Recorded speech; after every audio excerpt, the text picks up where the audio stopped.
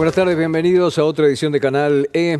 Por supuesto, tema central que se está desmenuzando para ver el contenido concreto de artículos. Recordemos que entre el DNU y la ley Ómnibus ya son como 1030 capítulos que hay que estudiar detenidamente y están desde los más importantes hasta aquellos que son prácticamente anecdóticos, como que los jueces usen determinada vestimenta o determinados adminículos en su cabeza. O aún muchos se preguntan cuál es la urgencia de meter en el DNU o incluso las alternativas que hay desde lo técnico para la privatización de los clubes de fútbol. Quiero saludar a Lucas Romero. Lucas es analista político y nos atiende esta tarde para hablar de estos acontecimientos políticos. Lucas, muy buenas tardes, ¿cómo estás? Buenas tardes, Pepe, ¿cómo andan ustedes? Bien, muy bien. Queriendo preguntarte si esto es simplemente un instrumento jurídico o crees que es mucho más. Bueno, el problema que tenemos acá es que tenemos sobre la mesa muchas decisiones. Diego, acá hay que utilizar la matriz de Eisenhower para discriminar entre, como bien lo decías vos, entre lo que es muy importante, lo que es menos importante, y lo que es muy urgente y lo que es menos urgente. Yo te diría que acá hay tres grandes paquetes de decisiones, ¿no?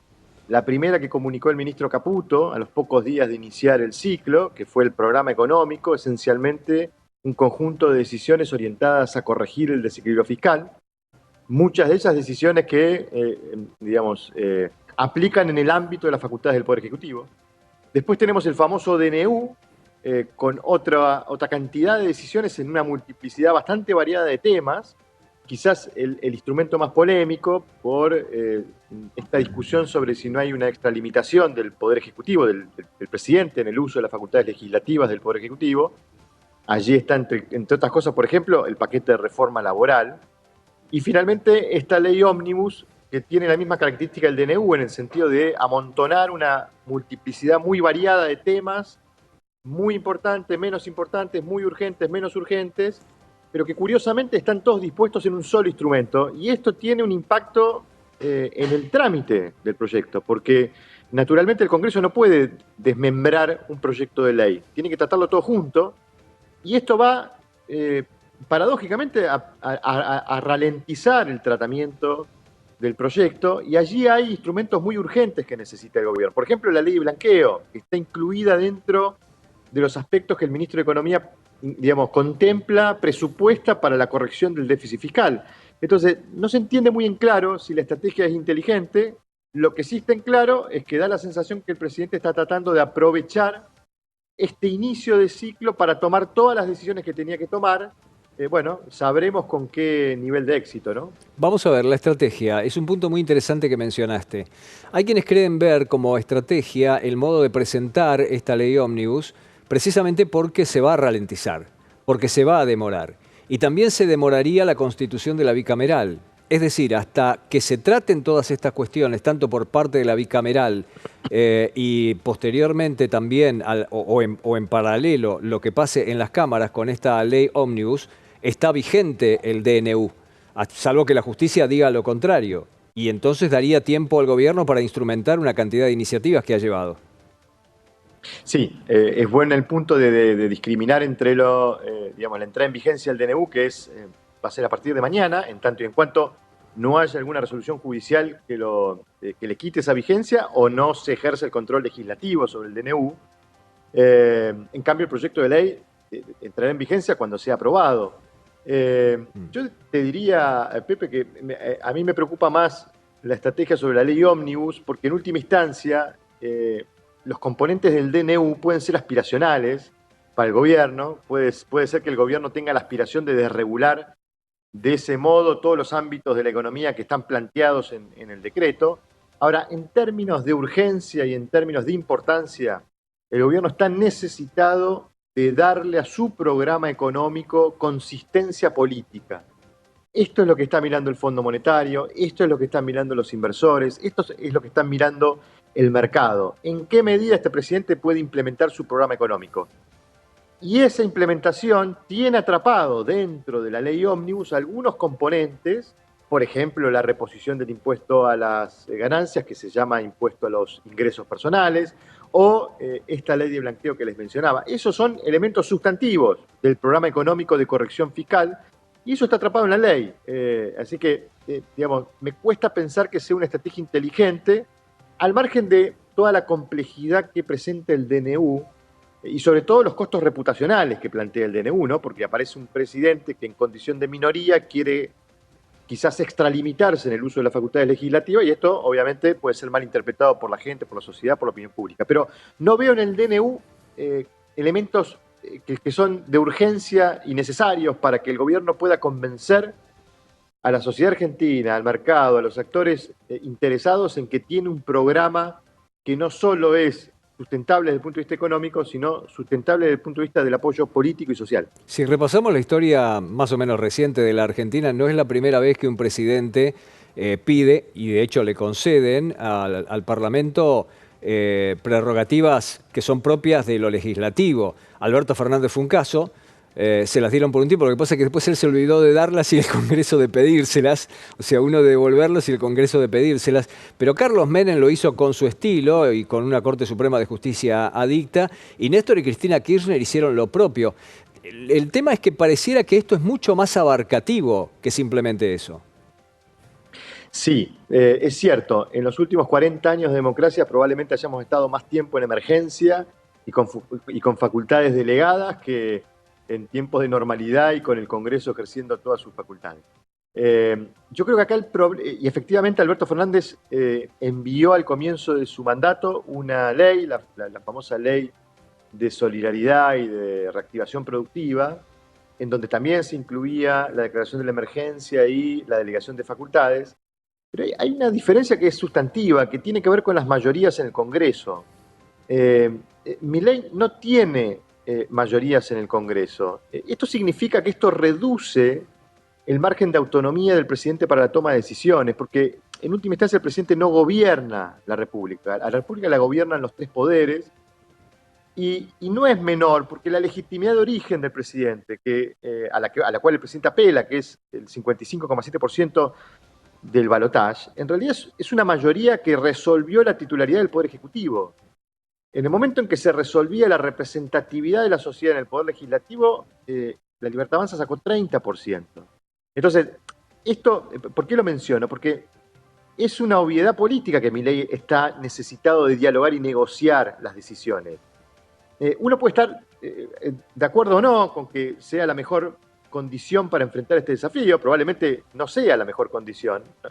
Nos serviría tener un presidente fuerte políticamente hablando, que tenga capacidad de toma de decisión. Eso no produjo el resultado electoral. El resultado electoral produjo una situación bastante inconveniente para los desafíos que enfrentaba la Argentina. Pero bueno, esto fue lo que produjo el resultado electoral y Milei tiene que abocarse a esa legitimidad de origen, no tanto sí la de la resolución de la titularidad del Poder Ejecutivo, pero también a la legitimidad de origen que tienen los diputados y senadores que han sido votados por el pueblo y tienen derecho de participar en el proceso de toma de decisión, que en un sistema político son las leyes. Entonces, ahí es donde uno ve, quizás, no sé si en algún momento esta estrategia del oficialismo va a abrir la puerta a la negociación y al diálogo. Por ahora no lo estamos viendo, y eso sí me preocupa porque no creo que esto sea conducente, es decir, no creo que lleguemos a buen puerto si el presidente solo quiere imponer sus decisiones apelando a esa legitimidad de origen de la segunda vuelta. Si el presidente abre la discusión a una negociación con el resto de los actores políticos para tomar decisiones, bueno, creo que estaremos en una condición más favorable para darle sustentabilidad política a las decisiones que se tomen. Y si lo que pasa es que entramos en un limbo porque todo queda frenado en la justicia, porque hay una cantidad infinita de recursos que se están presentando, que creo que hasta el momento va una veintena, un poquito menos, una 18, pero seguramente se van a ir sumando. Y eso nos podría llevar directamente a un limbo con el país absolutamente paralizado. ¿Vos creés que ante esa circunstancia Javier Milei intentaría llegar al plebiscito por más que no sea él el que lo pueda llamar, porque en realidad es una condición de temas que están en el legislativo? Bueno, eso dependerá de la decisión de estrategia política que tome el presidente. Yo creo que no, digamos, una estrategia de doblar la apuesta, de escalar el conflicto político, de escalar la disputa política, de no abrir canales de diálogo y negociación con el resto de los actores, va a ser inconducente porque la condición de minoría de Javier Milei es muy particular y esto quizás sea difícil de entender para la gente que crea que con el 55,7% de los votos en un balotaje se crea condiciones políticas para la toma de decisión, pero esto no es así, el sistema no funciona así, podemos estar o no de acuerdo, pero el sistema no funciona así, entonces necesitamos que el presidente reconozca la legitimidad del resto de los actores para poder dialogar, discutir y acordar las decisiones que hay que tomar, porque esta situación económica y social argentina está demandando de la toma de decisiones muy ágil, de decisiones muy importantes que hay que tomar y, bueno, habría que evitar los obstáculos políticos, ¿no? ¿Llegabas a imaginar este curso de los acontecimientos? Extiendo la pregunta. ¿Llegabas a imaginar que la dirigencia política representada en el Parlamento, la dirigencia política en general, imaginaba este desarrollo tan rápido de los acontecimientos?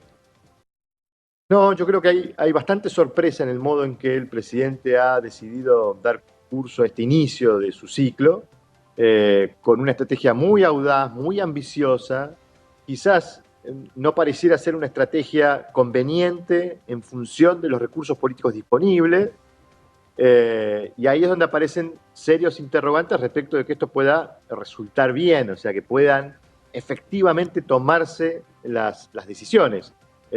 Uno imaginaba que en la condición de minoría el presidente naturalmente iba a tener que dialogar, consensuar, buscar acuerdos, porque si el presidente pretende que con esta legitimidad de origen, es decir, habiendo sacado 30% de los votos en la primera vuelta, que es donde la gente elige su preferencia, puede imponer todos sus criterios de decisión de política pública, bueno, me parece que no está entendiendo el sentido democrático y plural de la democracia, de cómo funciona el sistema político, y esto va a ser un inconveniente para que la gestión del presidente tenga éxito.